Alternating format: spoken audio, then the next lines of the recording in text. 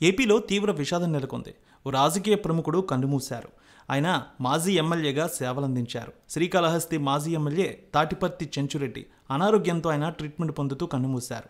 శ్రీకాళహస్తి మండలం ఎంపేడులోని 1937 జూలై 1న ఆయన జన్మించారు. శ్రీకాళహస్తి పట్టణంలో పొన్నాలమ్మ ఆలయ సమీపంలో స్వర్ణముఖి నది ఒడ్డున స్థిర నివాసాన్ని ఏర్పరచుకున్నారు. BA-BL విద్యాభ్యాసం పూర్తి చేశారు. ఆయన విద్యార్థి దశ నుంచి కాంగ్రెస్ పార్టీలో పోరాట నాయకుడిగా పేరు సంపాదించుకున్నారు.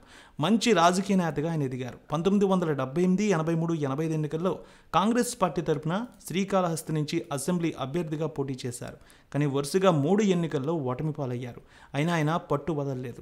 రాజకీయంగా కొనసాగారు. 1985లో టీడీపీ తరపున పోటీ చేసిన సత్రవాడ మునిరామయ్య ఆ ఎన్నికల్లో ఎమ్మెల్యేగా గెలుపొందారు. అయితే ఆయన రైల్వే కాంట్రాక్టర్గా ఉంటూ శాసనసభకు ఎన్నికయ్యారు. దీనిపై అభ్యంతరాలు వచ్చాయి. 1987లో సత్రవాడ మునిరామయ్య ఎన్నిక రద్దయింది.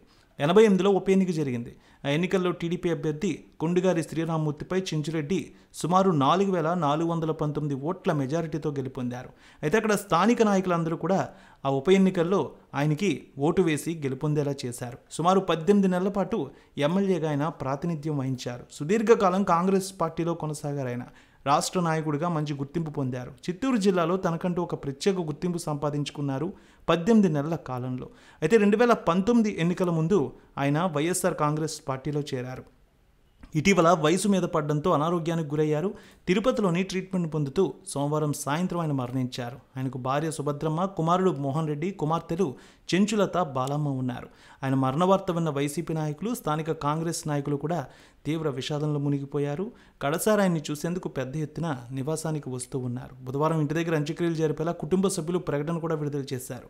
ఆయన మరణంపై కేంద్ర మాజీ మంత్రి డాక్టర్ చింతామోహన్, సిపిఐ జాతీయ కార్యదర్శి నారాయణ, మాజీ ఎమ్మెల్యే బియ్యపు మధుసూదన్ రెడ్డి సంతాపం తెలియజేశారు. కొందరు స్థానిక నాయకులు, అదేవిధంగా జిల్లాలో ఉన్నటువంటి నాయకులు, ఆయనతో పరిచయం ఉన్నటువంటి ప్రముఖ నాయకులు కూడా కడసారి చూసి నివాళులర్పిస్తూ ఉన్నారు.